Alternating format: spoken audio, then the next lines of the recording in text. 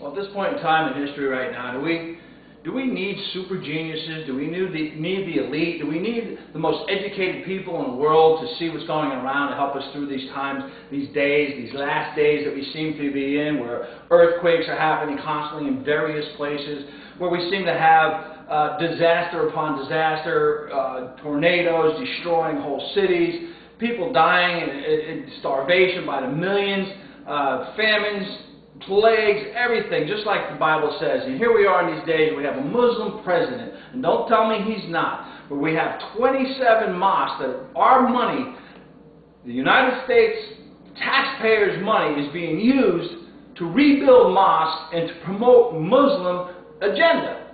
Where are we right now? Do you understand the Muslim agenda is to destroy anyone and everyone who is against their way of thinking, to come in peacefully, to seem like a nice, peaceful religion of good people, to live amongst people with very quietly, and in the background slowly gain control to the point where they outnumber everybody and they take over. We see that in Europe right now. We see it right now in France. We see it in England. This is the way they operate. They come in peacefully, sit, wait, be patient, multiply, and they get to the point where they just take over and destroy within. Sharia law is world domination. We are being used, Americans right now are being used, our liberties and our freedoms are being used against us to promote this. And our government is not only helping promote it, they're in bed with them, and with the Saudis, with everybody with this oil. It doesn't take a genius. It doesn't take somebody with great intellect. It takes someone who loves God. It takes someone who understands the foundations of this country, the principles that were started on Christianity.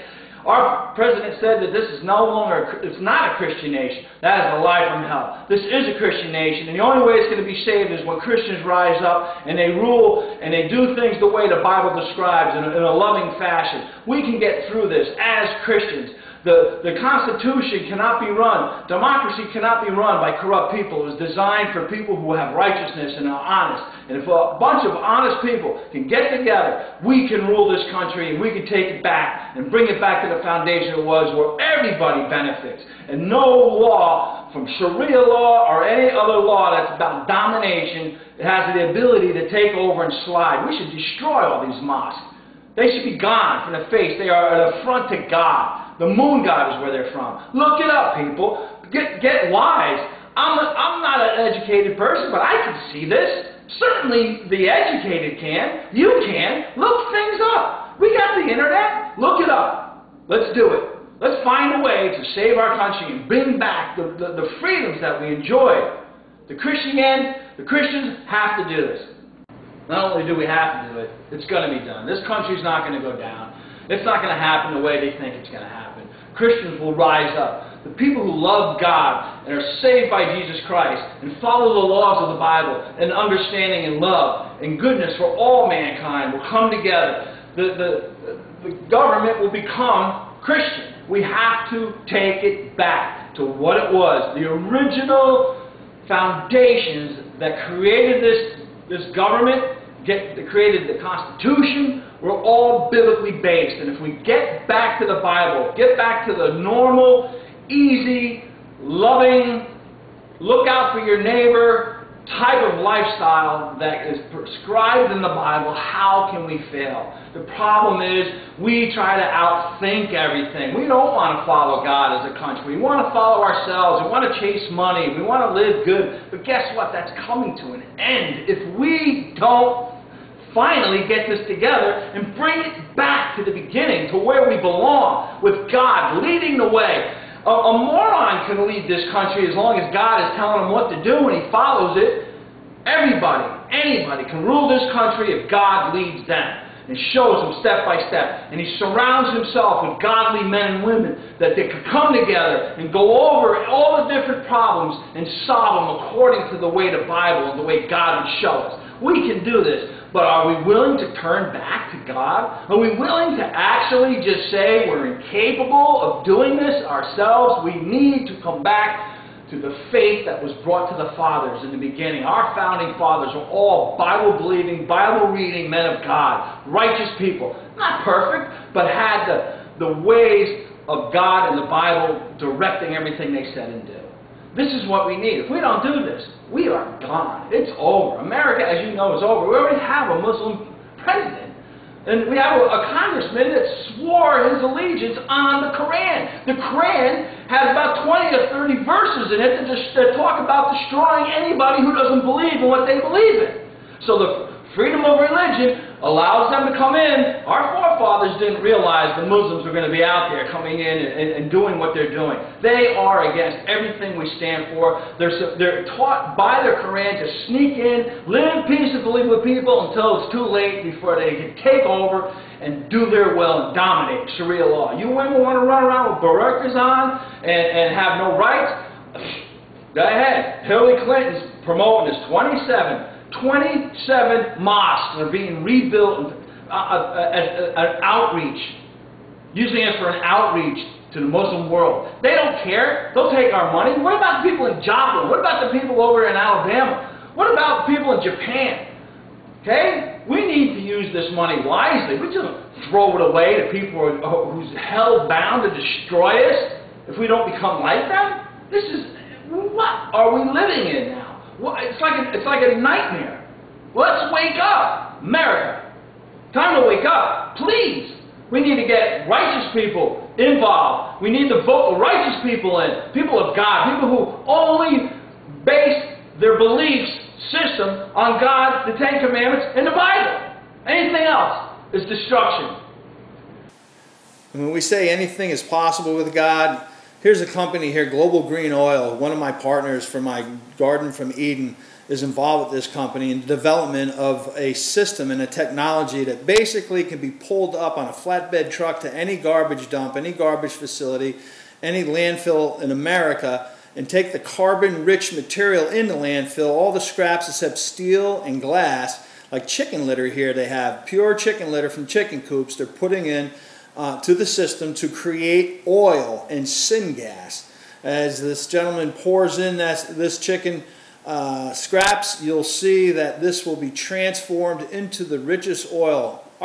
When people put their lives in God's hands, anything is possible. He said, if you're with me, nobody can stand against you. So here's a Christian who was developing this system and running into basically a brick wall of frustration. Couldn't get to the point where he was able to get this thing to work properly and to produce the oil. And then in his dreams one night, God showed him the final formula, the final step that would be necessary to utilize this technology to create two forms of energy, not one. Right here you're seeing syngas being formulated through this chicken manure, chicken scratch that we threw in there, chicken waste, and you'll see that it creates a very hot flame, a white flame that could be used for, you can bottle this gas and use it for anything that you would use natural gas for, or you can power generators with it through steam generation. It's all possible with this machine, from pure garbage, from anything, PVC pipes, children's toys, car tires, garbage that you find in the landfills produce this type of heat coming from this gas right now. And this can be done wherever there's a landfill. You can pull up these trucks with these devices on there and start producing electricity and power from these resources that we just take for granted. We pay people to basically take our garbage away. Well, in fact, we can use it to take the place of being dependent on these foreign oil that we have enough oil in this country to take care of our own energy needs, but for some reason it won't let us. They won't let us do this. The oil companies don't want to see this. They don't want to see that you can have this kind of production where you put in a ton of material and out comes a ton and a half of oil. This is unheard of, but this is what this machine does, and technology is available right now to do this. If the fundings would be allocated and put aside for these type of things, instead of paying for 27 mosques to be rebuilt for the sake of Allah from our tax money, we could put it into this and put people to work. Look at all that oil coming out of there. This is real. This is technology that is possible, and all things are possible through God.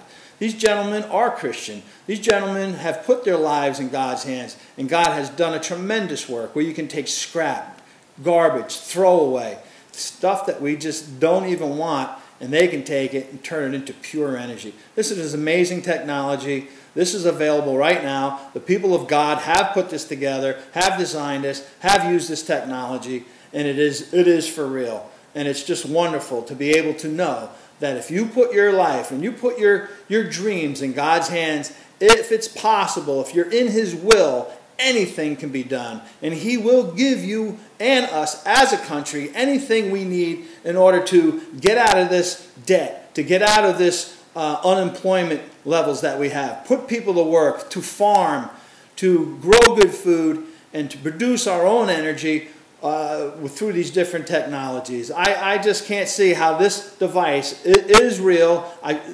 My partner worked on it. He's one of the originators of it. It works. And here we are buying our energy from people who hate us and want to destroy us, and have it in their Bible that they're going to use everything in their power, that they use our money to buy energy from them to destroy us. It's just amazing.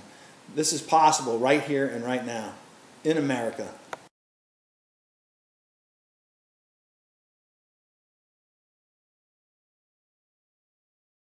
If my people who are called by my name will humble themselves and pray and turn their face to me and stop their evil ways, I will see from heaven.